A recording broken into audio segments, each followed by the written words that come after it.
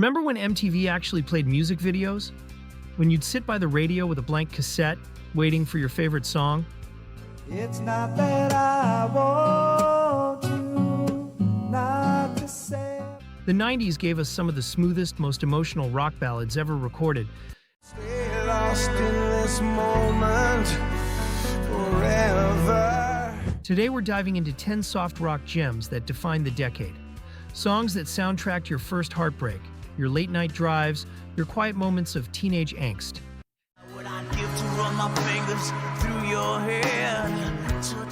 If you grew up in the 90s, these tracks are burned into your memory.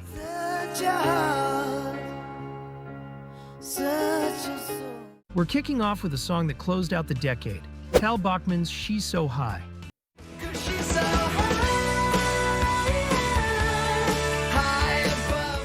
This was the ultimate unrequited love anthem.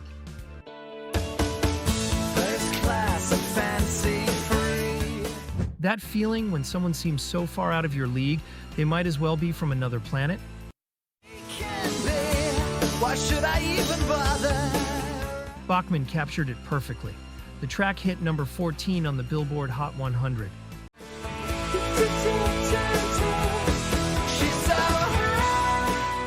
The song had this dreamy, floating quality that made you feel like you were drifting through your own romantic daydream.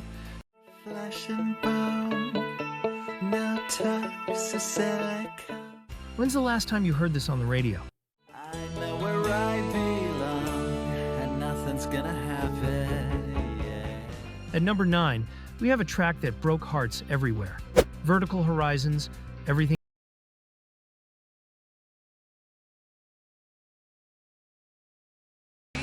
Here's the thing nobody talks about. This isn't actually a love song. It's about watching someone you care about chase after the wrong person.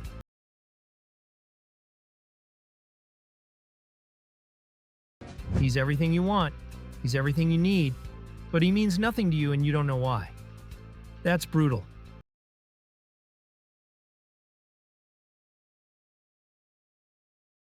That's the kind of emotional complexity that made 90s rock special. The track hit number 1 on the Billboard Adult Top 40 and dominated rock radio in 1999 and 2000.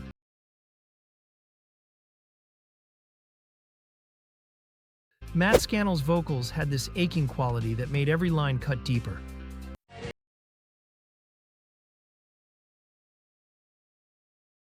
If you watch Cruel Intentions, you know this song. I am colorblind. Colorblind wasn't just a track, it was an emotional gut punch. I am red. I am red. I am red. Adam Duritz's raw, vulnerable vocals against that delicate organ arrangement created something haunting. I am red. I am red.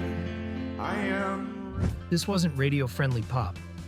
This was the kind of song you listened to alone in your room, staring at the ceiling, contemplating everything.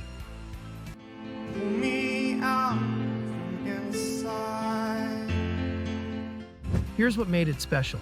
While everyone was obsessing over Mr. Jones, this B-side from the Cruel Intentions soundtrack became the song that true Counting Crows fans claimed as their own. Out from inside. It never got massive airplay, which somehow made it feel more personal, like it belonged to those who found it. I am colorblind. Before 1 week made them a novelty act in everyone's minds, Barenaked Ladies proved they could absolutely wreck you emotionally. If you call, I will answer. Call and Answer is a conversation between two people trying to hold their relationship together.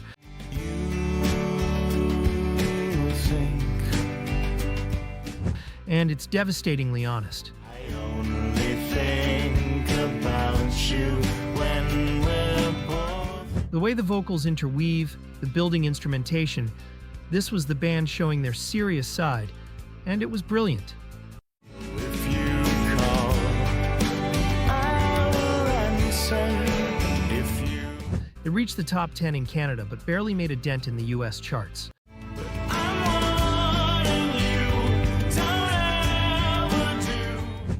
This song deserved so much more recognition than it got. It's time to prove that you've come back here to rebuild. FASTBALL gave us The Way, that infectious road trip anthem everyone remembers. But Out of My Head was the deeper cut that showcased what this band could really do. Out of my head was I out of my mind? How could I have ever been so blind? There's something hypnotic about this track. The circular guitar riff, the way the melody just loops through your brain until you can't escape it. Exactly what you mean to say. Was I out of my head? Which is fitting, because the song is literally about not being able to get someone out of your thoughts. Was I out of my head? Was I out of my mind? How could I have ever been so? It peaked at number 20 on the modern rock charts, but never achieved the mainstream success of their bigger hit. Was I out of my head? Was I out of my mind? How could I have ever been so? TONIC drops this absolute heartbreaker, and suddenly every teenager with unrequited feelings had a new anthem. If you could only see the way she loves me. If You Could Only See had everything. The yearning vocals, the dynamic build, that guitar tone that felt like it was pulling at your chest.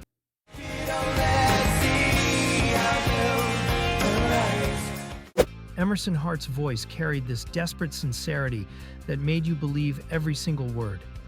She loves me, then maybe you would understand. The song climbed to number 11 on the Billboard Hot 100 and dominated rock radio for months. You say you love, but you don't. You love, but you won't. Rob Thomas at 3 a.m., watching someone he loves suffer, feeling completely helpless. That's the entire emotional landscape of this song. She says, baby, it's 3 a.m., I must be lonely. 3 a.m. was actually about Thomas's mother battling cancer, a deeply personal story transformed into something universal. She only sleeps when it's raining, and she screams.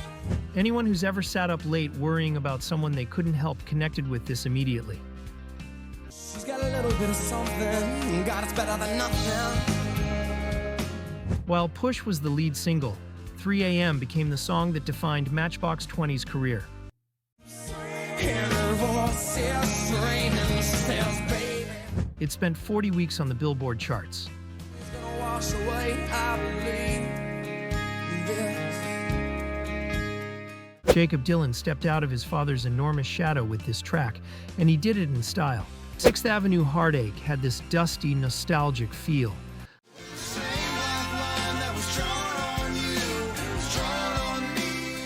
Like a faded photograph of something beautiful that's gone forever.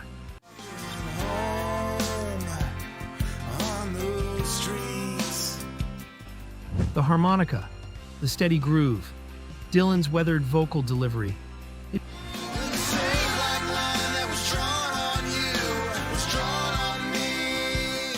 It felt timeless even when it was brand new.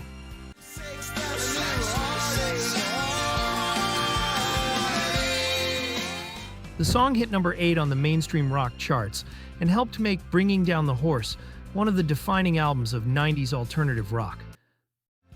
Then up on that street, and gone like a midnight. Early 90s, Gin Blossoms were crafting perfect power pop with a melancholic edge, and Until I Fall Away was them at their peak.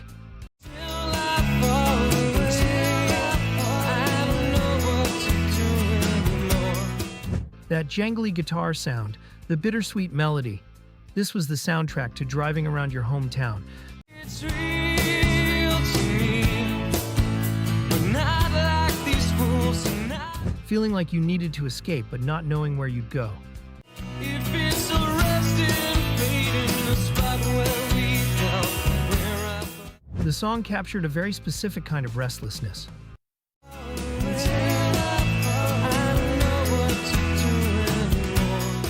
While Hey Jealousy and Found Out About You were their bigger hits, Until I Fall Away was the song that showed the band's range.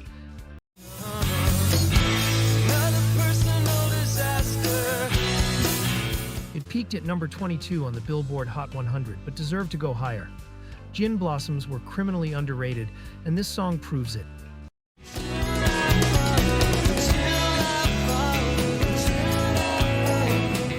We're going back to 1991 with possibly the most 90s band name ever conceived.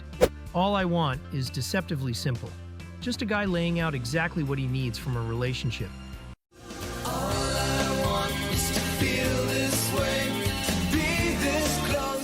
But Glenn Phillips delivered it with such earnest vulnerability that it became impossible to ignore.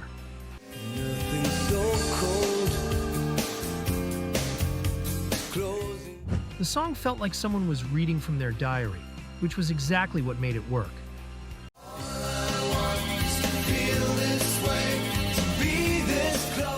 It reached number 15 on the Billboard Hot 100, giving Toad the Wet Sprocket their biggest hit.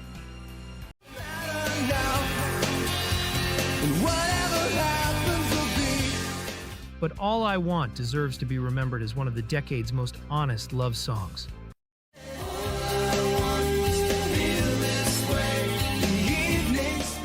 Ten songs, 10 moments frozen in time.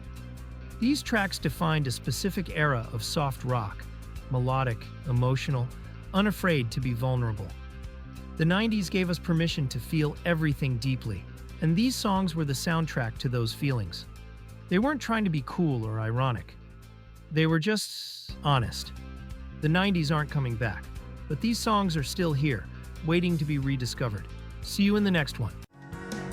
Then it's time you spoke.